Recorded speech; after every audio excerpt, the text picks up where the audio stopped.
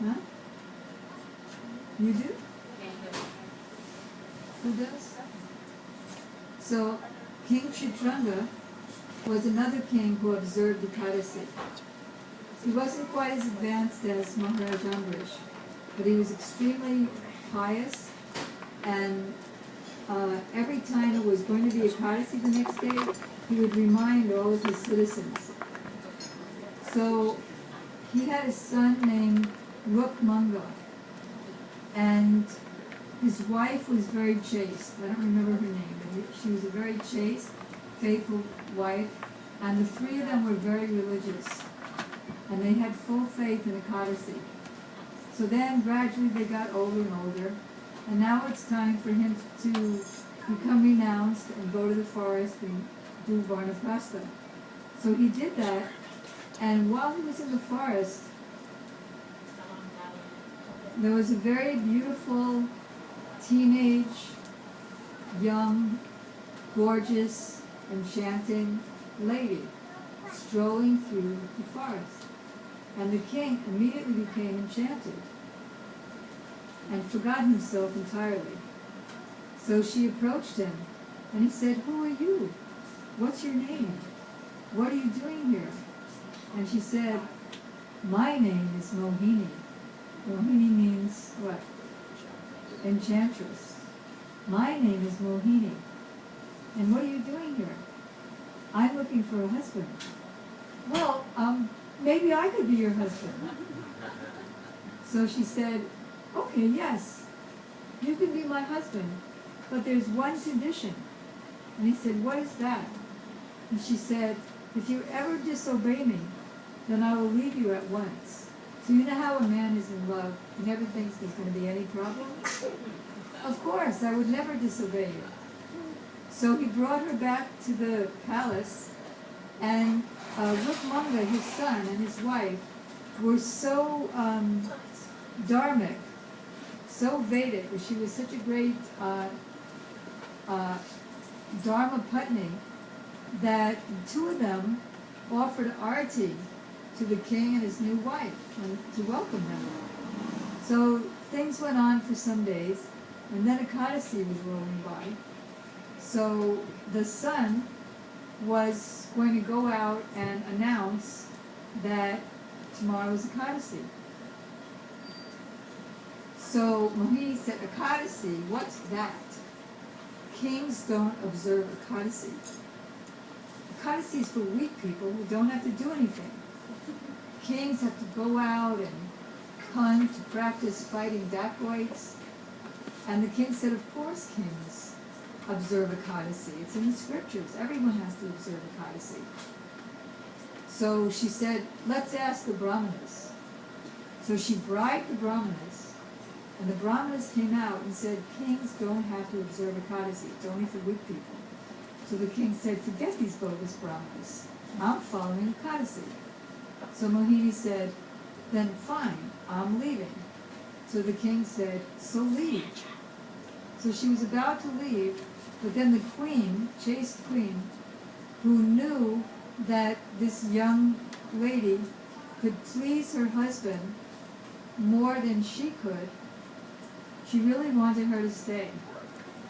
So she begged her, and the son begged her, and Mohini said, "All right, I'll stay under the condition that you give me the head of your son." So the king and the queen were outraged, but the son said, "What greater death could I have than to die for the glory of the Ekadasi?"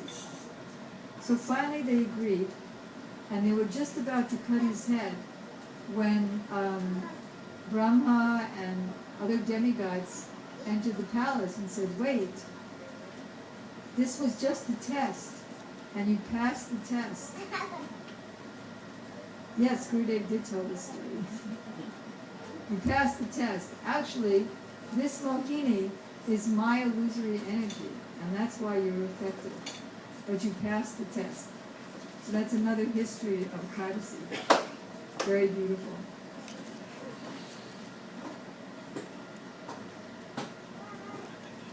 So Ekadasi means Gurudev was making fun of his disciples.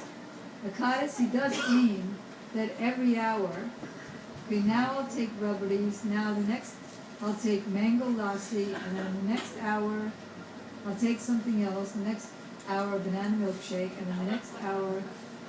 But it's for controlling the senses so that the whole heart and mind and everything can go for bhajan. So let us then bring the one topic of Ekadasi into our second topic of bhajan and chanting. Srila Gurudev was saying, actually he was saying it in that Ekadasi lecture, but it applies for all times, that whenever we're chanting, because I was just asked, I think it was Rupanarayan Prabhu who said, if I don't finish my rounds, then I don't mind leaving a couple of rounds for the next day, but I would never leave dinner for the next day.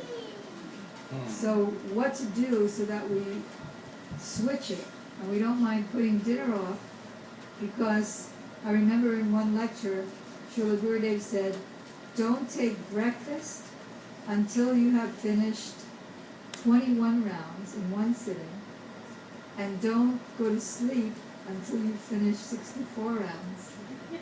So that would mean putting off dinner for habits. So no matter what I say, it's not going to do that much. It'll give a lot of things to remember, but it's information. There's three kinds of preachers or teachers. One gives information. They have no realization, but they can give information, which can be helpful. And the second is the Radhanuga Bhakti, and he can give the shadow of reality, because he's living in that shadow of reality. Because of his own bhajan, he has 3 levels of consciousness while he's chanting.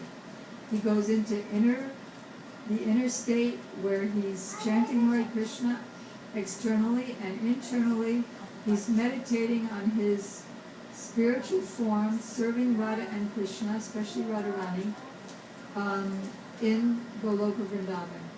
And he's forgetful of his bodily identity. Then he has another stage where that vision, that spurti of him serving or her serving in the spiritual world breaks, and he begins weeping and rolling on the earth, and weeping for that service to come back again. And then the external stage of consciousness, where he can read, write, speak, but still he's feeling intense separation. I remember Gurudev said once outside of his room in Mathura, he said to me, you can't imagine how much I'm suffering. So I said to him, yes, I know, I can't imagine. So when that kind of a devotee speaks something, they're giving the shadow of the reality of what they're speaking in the heart. And then when a Ragatmika devotee, somebody who's from that realm and coming down here, like Gurudev and Srila Prabhupada and so many other pure devotees, when they speak, they're actually putting the seed of that reality in our heart. So it's taking effect. That's why, where's the book distribution book? That's why there's a letter. I mean, Srila Gurudev and the scriptures say it all the time. And Srila Gurudev wrote in the back of his book distribution book, my contribution to the present and future generation of devotees is largely embodied in the books that I am writing and translating. They are my legacy. We should always remember that transcendental knowledge of the Vedas must be accompanied by the association of self-realized souls. Because, as Gurudev said once when, after the Ratha Yatra book came out, you know, the origin of Ratha Yatra, and it has so much nectar stories and philosophy to really throw us into the mood of Ratha Yatra. Gurudev, we were with Gurudev in Germany, and he said, if you want to know everything about Ratha Yatra, read this book, Origin of Ratha Yatra, that one. And if you want realization about Ratha Yatra, hear from me. Be in my association. So, me being the third class type of teacher, I can just give words and combine thousands of syllables together to make it sound like Harikatha, but really only the pure devotee can utter Harikatha, because Harikatha is Hari's Katha. It's Krishna speaking through the lotus mouth of the pure devotee. I'm controlled by what I consider developmental ideas, and from this, then that will develop into that, and I'm using my intelligence to remember something from Shastra, from Gurudev's lecture or Prabhupada's lecture, but they are totally controlled by Krishna, whatever comes out of their mouth, they're Krishna's mouthpiece. So I hope that this thousands of combinations of syllables on Nam Tatra will help a little bit, and bhajan. So Gurudev was explaining in this Ekadasi class about bhajan that when we're chanting, if we want to advance to Raganuga Bhakti and be able to engage in the personal service of Radha and Krishna, which is the goal of life, and incidentally, he said, always remember the goal. Just like we had so much opportunity during the bhajan time. We were singing to Guru, we were singing to Vaishnavas, we were singing to Bhonitai and their associates, and to Radha and Krishna and their associates. So Gurudev will accept our songs in any rotten condition that we're in, but others won't. So therefore, first we're singing to Guru, and then we're bringing Guru to all the other people that we're singing to, so that he can ask them on our behalf to please listen to us and help us. So we have the opportunity to really meditate whenever we were singing, meditating on Radha Krishna Pranamur, first thinking of our Gurudev, and Shiksha and Diksha Gurudev, and then thinking of the personalities to whom I'm singing, and also thinking of the person who wrote the song. In this case, it was who? Narottam Das Thakur. And praying to him that right now this is your song, it is not my song. To me, it's just words on paper, ink on a paper. So please make your song my song. Please make your words and your heart my heart. Gurudev expressed the importance of doing this whenever we're singing anybody's song. Then, to remember those songs while we're chanting japa. That is, if we're just chanting and not thinking of anything, Nam doesn't stand alone. Nam is with pastimes, Nam is with qualities, Nam is with prayers for service in those pastimes. So if we're just trying to listen to the sound, but not forcing our mind, so there's Vaidhi Bhakti, and that's the time for force. If we're not forcing our mind to simultaneously think of the songs and the prayers and the pastimes and various mantras, we're going to be bored. And we're going to immediately shoot to all the things that are of interest to me. Like, how am I going to make enough money? How am I going to get enough prestige? How am I going to cover over the mistake that I made so nobody recognizes that I did it? And blah, blah, blah, blah. Because that has details. And details make things interesting. Even though it's just pus, blood, stool, and urine. In our minds, we think that it's interesting. And the name, which is just the same three names over and over, even though the names contain unlimited pastimes, unlimited incarnations, unlimited volumes of the Srimad Bhagavatam, unlimited powers, unlimited mercy, unlimited beauty, and so on, we think it's boring. So, to help us, we force the mind to remember prayers, such like in the beginning of the songbook. I once asked Gurudev if I can have a verse book or a songbook open on my lap, not to read while I'm chanting, but to every once in a while look down and then look up and chant and remember what I was just reading. So Gurudev said, yes, you can do that until you get mercy. That shows you haven't gotten mercy yet. Because when you've gotten mercy, then there's just the waterfall flow. Just like I think most of you have read Bhakti Rasayan. Bhakti Rasayan read? Huh? Bhakti Rasayan, yeah. How many?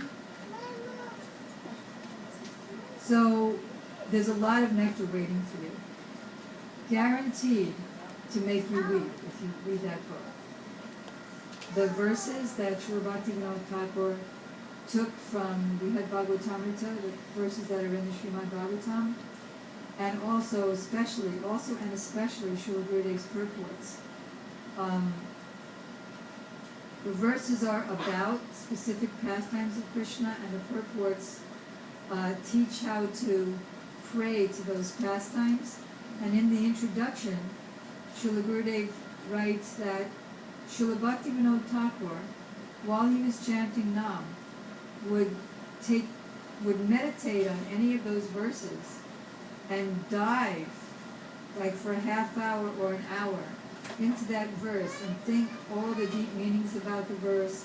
If the verse was about pastimes, to meditate on those pastimes, and then after a half hour or an hour, surface and then dive into the next verse.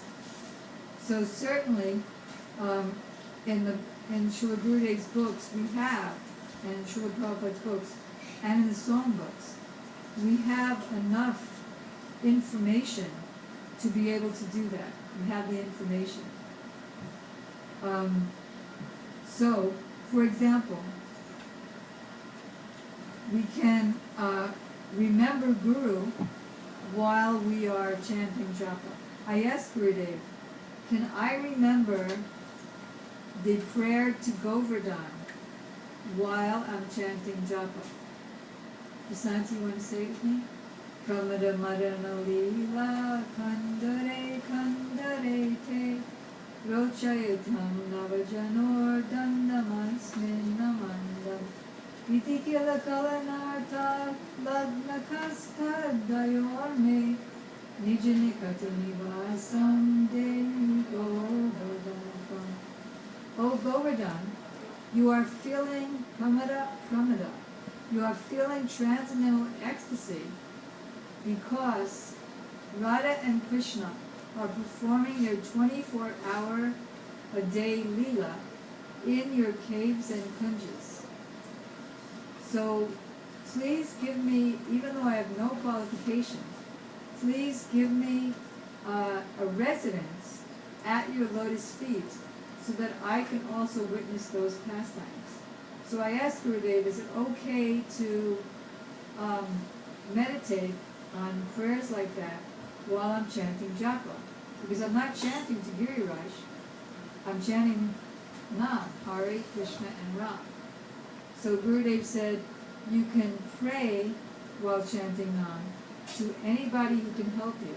So all the people who are in the Nam, Amala Harinam Amiyabi Lasa, the holy name is all the pastimes. All the pastimes are in the holy name. So anybody who's in the pastimes, Gurudev is in the pastime, Govardhan is in the pastimes, Radhakund is in the pastimes, Jamuna is in the pastimes. So we can memorize and remember, or get this trick. We can memorize as we're chanting Nam.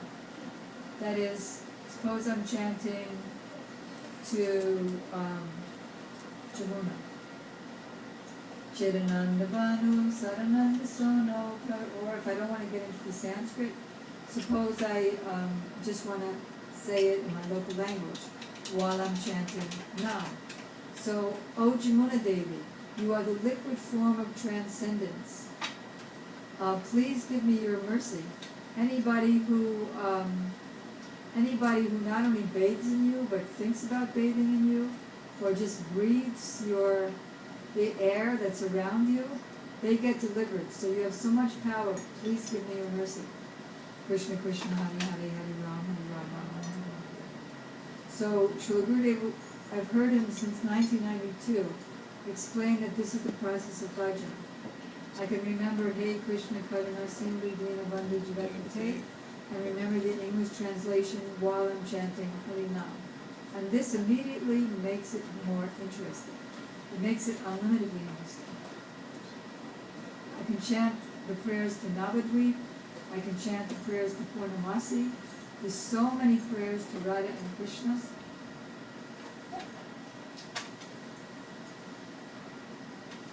I can chant to Nam also. As we read yesterday, there's one very beautiful prayer to Harinam. Jayati Jayati Namananda Rupam Varare Viramita Nijadharma Dhyana Pujari Ratna Katamapi Sakridartam Bhaktidam Pranayam Yat Paramamritam Ekam Jivanam Vishanam. All glories to the name of Krishna Murari, the enemy of lust, and the embodiment of divine bliss. The holy name halts the cycle of birth and death.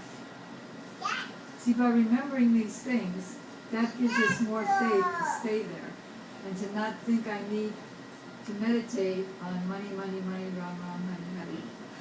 And my wife just said the worst insult to me. I can't even conceive how bad that was, ram, ram, hari, hari.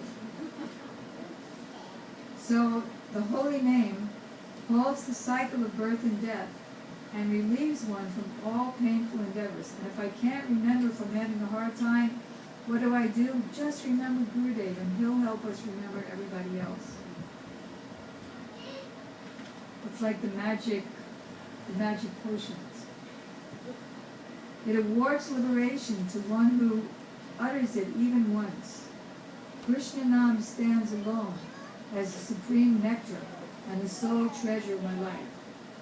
I'm imagining that if I remember all my other responsibilities while I'm chanting the holy name, it's going to solve something. How can it solve something if all I'm doing is nam-aparad? I'm not doing my responsibilities, and I'm doing nam-aparad. I may get wealth from nam-aparad, but as we mentioned last night, we sent out this lecture. In fact, we just sent it out. We just re-sent it out today, tomorrow. Tomorrow we'll be sending out, everybody's on the Hari Katha mailing list? So tomorrow you'll be getting this great lecture. Huh? What? And if you're not, what you can do is, you can give your email address to Vasanti and she'll put it on. So the lecture is called Earn Wealth by Nam Aparad. If you're desiring wealth when you're chanting Nam, that's Nam Aparad. And what happens is, Nam gives you that wealth and then goes away. And then what happens is, the wealth devours our bhakti and engages us in things that we can now afford, like drinking, smoking, gambling, more meat eating, all kinds of sinful activities. And then what happens? Then I go to hell. So it's go to hell by Namaparad. So in order to bring my attention back, Srila Gurudev gave us so many things to remember. Once he told me, remember the verses of Venu Geet. Or, if you think, well, I'm too low to remember pastimes, then remember the pastimes of praying Hello I Am. Samsara dukkha jalado patpasanti. Samsara dukkha jalado patitasya kama Rodadinakramaparai kavali kritasya Durvasana nagatitasya narashrayasya Chaitanya Chandra Mahadehi Padavalamban. Oh Chaitanya Chandra, I am covered by the net of material existence, not even in the air. The net is under the ocean of material existence. And I'm being swallowed, devoured, bitten, eaten alive under this water of material existence by the crocodiles and alligators of lust, anger, greed, pride, illusion, and envy. Simultaneously, I can't even push my way out of that net under the water to fight off the alligators and crocodiles because my hands are chained behind my back by the chains of wicked desires. So, O Chaitanya Chandra, O Lord Chaitanya, I have no other shelter but you. Please give me the shelter of your lotus feet. And what is that shelter of the lotus feet? Please give me Rag Bhakti. Give me spontaneous devotion. There's 5 stages in chanting the mantra. It particularly applies to the Gayatri mantra, but it also applies to the Harinam mantra and any other mantra that I'm chanting. The 3rd stage is called Prapati. Prapati means acceptance of the fact that there's nothing in existence beyond the mantra Devata, that is the deity of the holy name. The first stage, or first rule of chanting the mantra, is to meditate on the mantra Devata, the predominating deity of the mantra. And what are his or her qualities? And what is my relationship with him or her? And then the second stage or rule is Nyas, or what are the rules and regulations of chanting the mantra? Like for Gayatri, there's so many. For Harinam, there's none. You can chant it in the bathroom, you can chant it anywhere. And the third one is acceptance of the fact that there's nothing in existence outside the mantra Devata. Therefore, what is the need of desiring anything, of worrying about anything, of planning anything, when all the universes, including my plan, the solution to my worry, the fulfillment of my desire, is all there in the mantra? What's the use? And then the 4th stage is like an expansion of Prapati. In other words, the practical application of that acceptance is that reject everything that's unfavorable for chanting the mantra, accept everything favorable. In other words, if I go to a Karmi movie, that's going to be unfavorable, because if I go to a Karmi movie, 99.9% chance I'm going to think about that movie while I'm chanting, and then I'm going to become the people in the movie, or I'm going to get the sinful reactions that they get in my next life. So, I had an interesting story that happened to me, which is like a microcosmic happening of what happens to us long range. But to me, by mercy, Prabhupada and Gurudev made it happen instantly so I could get the idea. I never watch movies, but once I was on the airplane, and they show movies on the airplane, which is really hard not to look at. So I was on my way from Brazil, I think, to India. So it was an Indian movie. So my mind told me it's an Indian movie. It must have some relationship to Krishna. And so I watched it for like 3 minutes. And it was the Romeo and Juliet story, but with Indians. And so the lover got beaten up, and all of his bones were broken by the girl's brother. And he was carrying her because she almost committed suicide because they couldn't be together. So she took some pills and she was practically dead. And he was carrying her with all of his broken bones towards the end of the movie. So that's what I saw. So then I got off the plane, I got on this little taxi, and I was on the road to Vrindavan to meet with Gurudev for Karti. And all of a sudden it started raining. It rained for 5 minutes. And within those 5 minutes, because of the way that the driver had packed the car, the driver skidded. Oh, I forgot to mention that.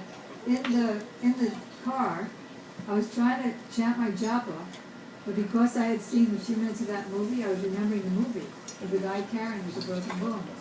So what happened was, it started pouring down rain out of nowhere for 5 minutes. And within that 5-minute time, because of the way the driver had packed the car was trying to make a turn and it tilted, and it rolled over 3 times. I thought I was falling off a cliff. And all the knives and the coconuts and the big suitcases were flying everywhere. I thought, okay, this is the end. And then, when the car finally stopped and I was kind of being pulled out of the window, and I couldn't move and I was just sitting there with a bunch of broken bones. And I had to go to the hospital with my broken bones.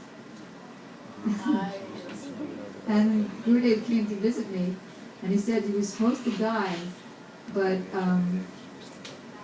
because you had more service to do for me, Krishna let you live. So that's like a shortcut of the whole thing, which otherwise could be so many verses. So rejecting everything unfavorable for chanting the mantra, accepting everything favorable, thinking myself humble and the most fallen. That means not criticizing anybody, because otherwise I'll get the qualities that I criticized. Whether or not the person has it doesn't make any difference. And thinking that Krishna is my only protector and maintainer. So this goes for chanting Nam as well, while trying to remember all the songs and the prayers, and it becomes a lot of fun. I can't even imagine what time it is. It's only 10. Okay, 5 more minutes? Okay, are there any questions? Oh, another thing about rounds. Srila Gurudev was saying in this one lecture on how to balance your day, he said, best if you chant 64 rounds, as I mentioned earlier. And he said, if you can't chant 64 rounds, at least chant half a lap. That is 32 rounds. If you can't do that, then at least chant 25 rounds.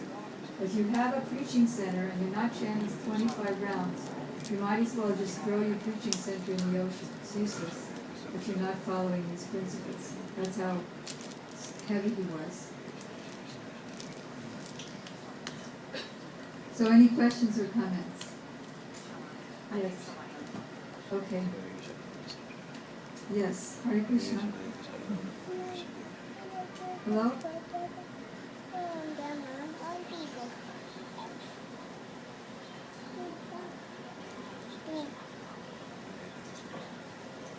Somebody just asked that I repeat what I said.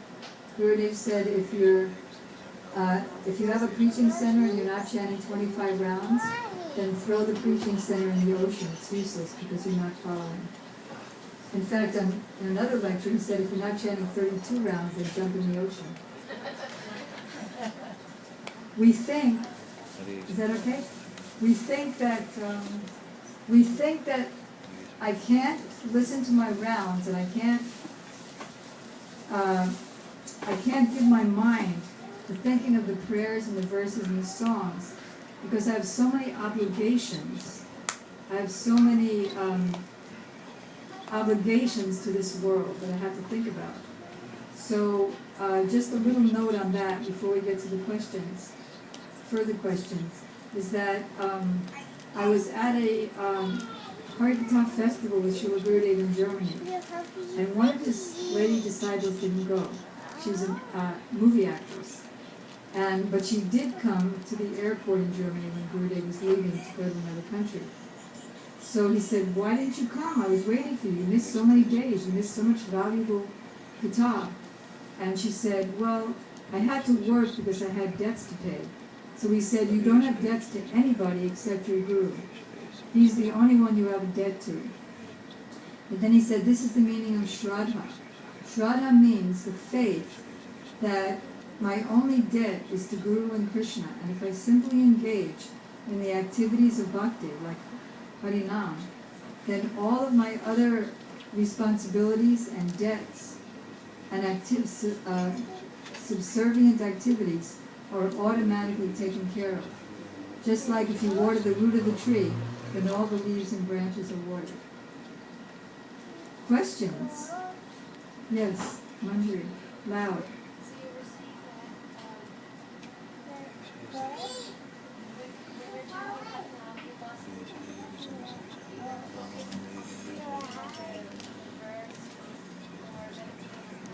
Can anybody hear them? No. Can you stand and face the audience? For those of you who weren't here last night, the last time she did that, we asked her to stand and face the audience, I mentioned that Gurudev said, I don't want my daughters to be mew, mew, mew. I want them to be like me, preaching just like lions on the heads, jumping like lions on the heads of elephants, and preaching boldly. When you're chanting Harinam, you're supposed to focus and meditate on the pastimes or the deep meaning of the verses. But when you're doing Sankirtan, how are the people in general benefiting? If they're not thinking of anything, or sometimes they don't have any faith or belief, so how are they benefiting? How is it more than just syllables for them? Very good question. So Manjari's asking, so now we're learning how to chant. For those who don't know how to chant, but they're just coming, we may do Sankirtan singing in the streets, you mean? And people who are chanting with us and they don't know how to chant, is there any benefit? Or what is their benefit? They're just around. They're non-devotees, karmis, and they start chanting. Or yeah, they're just listening. They even though they're not thinking. There's so much benefit for the non-devotees. They're already chanting, Gurudev said, a non-devotee version of Namabas, because they don't know about any of the offenses. And they're not chanting for any ulterior purpose. They're just new to the whole thing. So they get tremendous benefit. Once you know everything, that's when the Namaparads come. Then, how much benefit do they get from our chanting? Once we asked Srila Gurudev, because he sent us all out on Nagar Sankirtan in Italy. Every time there's a Harikatha festival with him, he always wants the devotees to go out on Nagar Sankirtan book distribution. So once we asked him that, because previously when I asked him, what is that when a pure devotee chants, Gurudev, you said it's just like throwing a big rock into a pond, and it makes the ripples go all the way to the end of the pond. So when a pure devotee is chanting, the whole universe benefits by his presence in that universe. I said, what's the benefit of a conditioned soul like me chanting? So he said, it's like throwing a butterfly wing into the pond. Get it? It's not much benefit. So then I said that to him. I said, so what's the benefit of us going out for Nagar Sankirtan? So he said, when you're going out on the order of the pure devotee, he's going out with you, and it's his power that they're getting. His ripples. Like when we were doing the Gaudiya Girls book distribution and Sankirtan, Nagar Sankirtan, whenever we were distributing the books and speaking to the people and giving out the posters, and we saw the people's responses. Some of them were crying, holding the books to their chests, expressing their great gratitude, how it's changed their life. Can't believe they're getting this. We all felt like we were bringing up the Guru Maharaj, taking Gurudev, and they were just relating to him. We were just standing there. Does that help? Any other question or comment on about the Sita? No, well, I had a different question. It's, I hope you also asked the Sita question. okay. Which one should I do first? So, you just, I don't need a mic. You asked, you mentioned that when we're chanting, we could be, it was a nice trick, that we could actually be memorizing verses. And I got confused. Do we memorize the verses while we're not chanting and then chant, or? Suppose I'll, if I know a verse, then I just glance at the verse and then I look up and I remember the verse. If I don't know the verse yet, then if I'm looking at a verse, for example, what's a verse? All glories to Vrindavan Dham, where Murari enjoys residing more than he does in the hearts of the sadhus. So now I'm chanting. All glories to, Hare Krishna, but my mind is doing all glories to Vrindavan Dham, which is where Krishna, Hare Krishna, where Krishna is residing more than he resides in the hearts of the sadhus. So, as I'm remembering it and chanting Nam, I forgot it. So I look down again, and then I can remember it. So I'm in the process of remembering it while I'm chanting. That's also remembrance. It's also smarna. We have to be careful not to lose focus on listening to the name also. Listening to the name, according to Gurudev, must be accompanied by the remembrance, not just listening. But you said the word memorizing, so that's like memorizing means trying to remember. Trying to learn means trying to remember. To me, it sounds like we're multitasking while we're chanting. It's multitasking. While you're But chanting. it's the type of multitasking that I want to remember while I'm chanting. You're going to make sure you have it locked in. I mean, better if I already know it and the thing is just flowing. But if I don't know it, and then even if I know it, my mind's going to, out of habit since time immemorial, my mind is going to want to go anywhere else. Money, money, money. How am I going to get a raise in my job? I remember those earrings I saw in the store yesterday. If I don't go back early enough, somebody else might buy it before I do. So my mind is going to want to go there. So I'm forcing it to remember. Oh Harinam, by chanting you, it holds, just chanting your name holds the cycle of birth. Money, money, money. And it's going to keep wanting to go there. So I'm already forcing my mind to try to remember the prayer while I'm chanting. So if I don't know it, and I'm learning it to remember it, learning it to remember it. Right now I don't know anything. So I'm reading it to remember it. But if I don't remember it, that means I'm in the process of learning it. And so I look again, and then I try harder to remember it. So pausing the chanting to look. Well, I'm pausing it anyway every once in a while to remember another one. You know what I mean? Like Bhaktivinoda Thakur automatically dives into each verse and spends a half hour there, an hour there, absorbed in the deepest meanings. But I'm doing the Vaidhi Bhakti version of that. Does that make sense? So the pausing is okay. Pausing is okay, not to read and chant at the same time. pausing and then up. Of course, I can't pause too much, or otherwise my rounds would take 6 hours. But pausing sometimes. Sita Devi question? Yes. Yesterday you answered the question of why is Sita Devi able to ask Ram to kill a deer by saying that it was just a drama, a lila. And the question is, but still a lila that someone as glorious as Sita is willing to kill a deer, still leaves the question open that Couldn't she do something else for... yeah, for a lila. Why that? Why that example? Did everybody understand the question? Anybody not understand the question? Yeah, I guess because you all know the Ramayana. So why would somebody so wonderful as Sita be willing to kill a deer?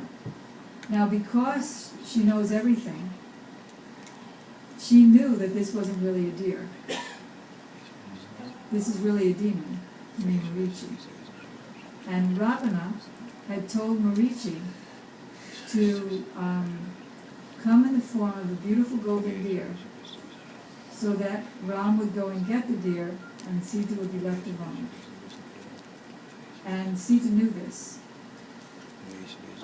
So she knew that it would be a demon that was being killed, not the deer, even though it didn't look like it. It looked like, also, like she misunderstood Lakshman and said, I know why you don't want to go and save Ram when he's calling out for help, because you're lusty for me, you've always been lusty for me. And then she repented that later when she was kidnapped. But actually, the point is, it's just a drama to get the demons killed and the pious delivered. Does that help? Yeah. Any other question or comment? You had mentioned Bhakti Rasayan before, so I just want to say if anybody wants any I have some copies of it with me. Oh, you do here? Yes. Fantastic. Okay. That for those who weren't here last night, we have a few copies, just a few copies, by Indian Legacy. Paramananda Prabhu's mercy, we have a few Bhagavad Gitas, Gurudev's new and improved Bhagavad Gita. I also have Gitas here. And Ninja like it too. And for anybody who's wants and doesn't know yet about Gurudev's relationship with Srila Prabhupada, we have these 3 books that tell all about their relationship. And then for anybody who wants to distribute, either for children or new people or old people or Kartik time especially, very, very gorgeous stories about Krishna as a butter thief and Prahlad, and Vaishnava Siddhanta Mala, which is something like Jaiva Dharma, except it doesn't take place in the setting of the greatest questions and the greatest answers, proving, like, how do I know that Krishna's God, or how do I know this about Bhakti? Very beautiful answers.